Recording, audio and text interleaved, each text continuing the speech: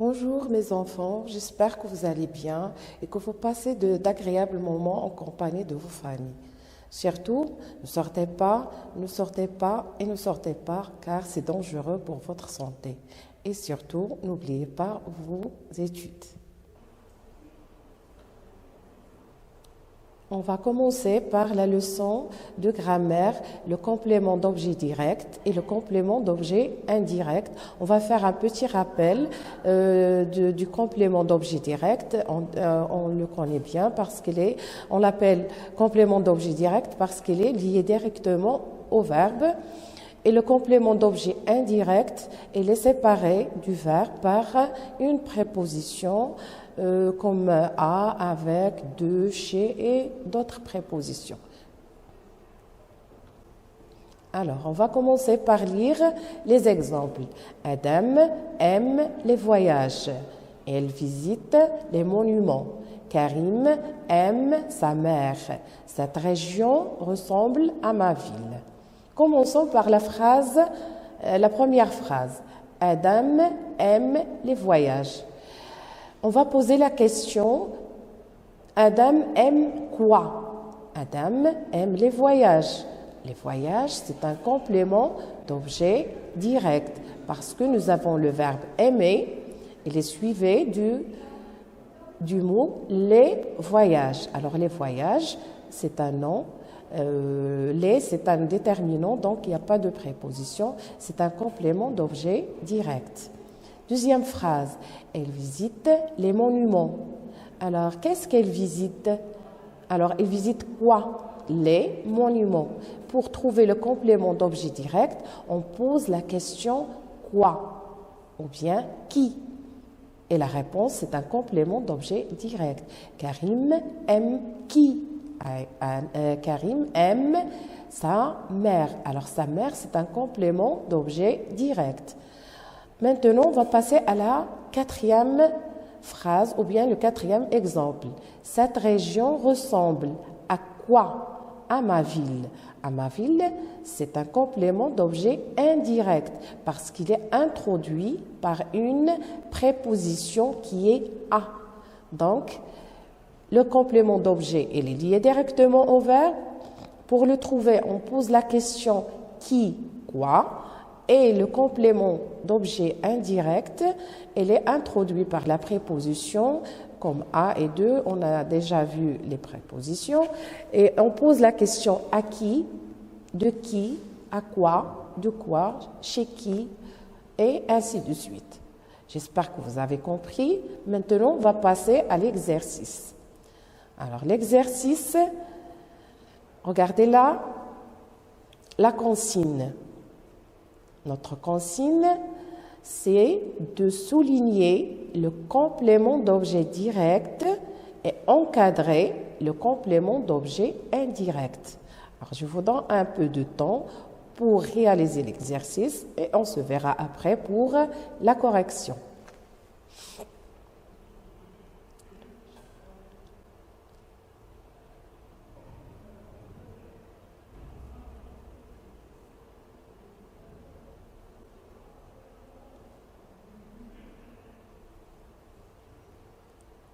J'espère que vous avez fini. Alors, pour la correction de cet exercice, alors ce voyageur a pris quoi? Il a pris le train.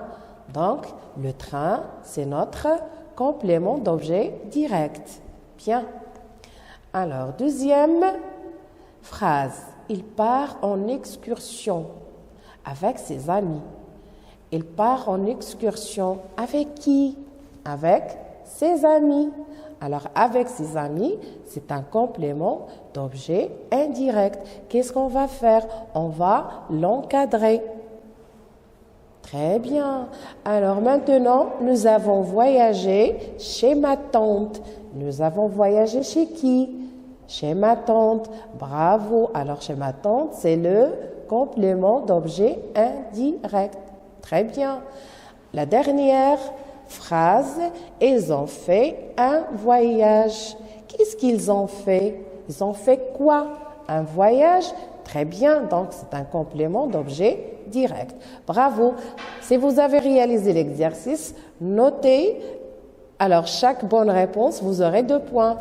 Alors, calculez combien de bonnes phrases vous avez eu, de bonnes réponses, et vous aurez votre 8. Bravo. Bonjour mes chers enfants, on va voir une leçon de grammaire qui concerne la réduction et l'expansion de la phrase. Alors on a déjà vu la leçon, mais maintenant on va faire un autre petit rappel pour s'en souvenir. Alors la réduction de la phrase et l'expansion, ça veut dire on a la phrase minimale. Qu'est-ce qu'on a dit de la phrase minimale? La phrase minimale, c'est la phrase qui contient seulement les éléments essentiels. Alors, et la phrase étendue, c'est une autre phrase. C'est la première phrase qu'on va enrichir de compléments. Alors, on va voir un exemple. Lina joue. Alors, c'est une phrase qui est réduite, qui est minimale, mais qui a un sens. Que fait Lina? Lina joue. Alors, à cette phrase, on va ajouter des compléments. Alors, on va, les compléments qu'on peut ajouter, les compléments circonstanciels, de lieu, de temps, de manière, beaucoup de compléments. Alors, ce matin, Lina joue dans le jardin avec sa sœur Sophia. Cette phrase, elle est devenue, la phrase minimale est devenue longue, enrichie et on l'a enrichie avec des compléments. Ce matin, quelle est la question qu'on va poser pour trouver ce matin? Quand? Lina joue quand? Ce matin. Où? Dans le jardin. Avec qui? Avec sa sœur Sophia. On peut ajouter d'autres compléments, tout ce qu'on veut. On va poser des questions, on va répondre et là, on va avoir des phrases étendues. Alors, j'espère que vous avez compris. Maintenant, on va passer à notre premier exercice. Alors, qu'est-ce qu'on nous demande de faire? La consigne est trop simple. Encadre les phrases minimales. Nous avons 4 phrases. Les touristes arrivent. Deuxième phrase. Hier, j'ai voyagé en train. Troisième, l'avion atterrit. Et la 4e, nous avons fait un merveilleux voyage à Fès. Maintenant, c'est à vous de travailler. Vous allez essayer de trouver les phrases et de les encadrer. Alors, prenez votre temps et faites l'exercice. Bon courage. J'espère que vous avez fini votre exercice. Maintenant, on va passer à la correction. Alors, la première phrase, les touristes arrivent. Alors, on va voir si c'est une phrase minimale ou bien non. Alors, est-ce qu'on peut supprimer l'un des composants? Alors, est-ce qu'on peut dire les touristes ou bien arrivent? Non, on ne peut pas le dire. Donc, c'est une phrase minimale. Alors, on va l'encadrer. Est-ce que vous avez encadré la phrase? Si vous avez fait ça, c'est juste. Alors, encadrez votre phrase en cas de... c'est les fausses. Bien. Deuxième phrase. Hier, j'ai voyagé en train. Alors, cette phrase, est-ce que on peut supprimer quelques constituants? Hier, je peux la supprimer. Je peux dire j'ai voyagé en train. Alors, j'ai voyagé en train. Est-ce que je peux supprimer d'autres éléments? J'ai voyagé en train. Alors, en train, on peut le supprimer et on aura la phrase j'ai voyagé. Tout simplement, c'est une phrase qui a un sens. Donc, ici, on ne peut pas dire que c'est une phrase minimale. C'est une phrase enrichie. Donc, on ne va pas l'encadrer. On passe à la 3e phrase. L'avion atterrit. Alors, est-ce que je peux supprimer l'avion? Est-ce que je peux dire atterrir seul? Non. Est-ce que je peux dire l'avion? Non. Donc, c'est une phrase minimale. On va l'encadrer. Très bien. La dernière phrase, nous avons fait un merveilleux voyage à Fès. Alors, notre phrase est longue est-ce que je peux enlever ou bien supprimer quelques mots de cette phrase? Oui, nous avons fait un voyage. On peut supprimer un merveilleux et Hafez. Nous avons fait un voyage, tout simplement. Alors, c'est une phrase qui n'est pas minimale. Nous avons deux phrases. Alors, notez les deux phrases. Vous allez les noter, 3 points chacune, et vous aurez 6 points sur le premier exercice. Ça y est, on va passer à un autre petit exercice, le deuxième exercice. Alors, pour le deuxième exercice, il s'agit de réduire deux phrases qui sont enrichies. Alors, la première, c'est « Aujourd'hui, nous sommes invités chez mes grands-parents ». La deuxième phrase, « Nous voyagerons demain avec nos amis ». Alors, essayez de réduire ces deux phrases en les rendant minimales. Alors, un peu de temps et on se verra après pour la correction. Bien.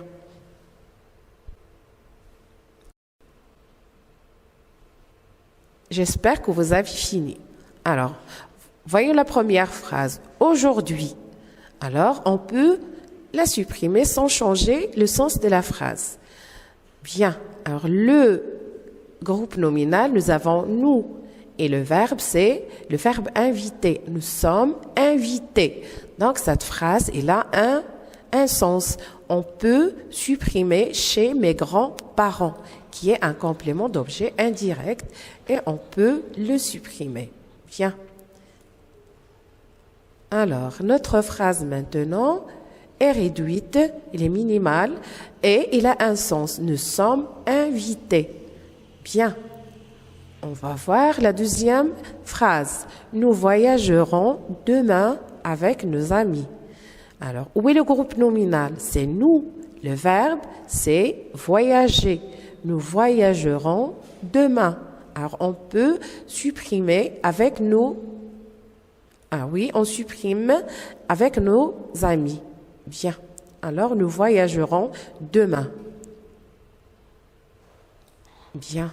Alors, j'espère que vous avez eu les bonnes réponses et les deux phrases juste, et vous aurez 2 points sur chacune et vous aurez des points sur les deux exercices. Bon courage et merci. J'espère que vous avez bien compris et à la prochaine, Inch'Allah.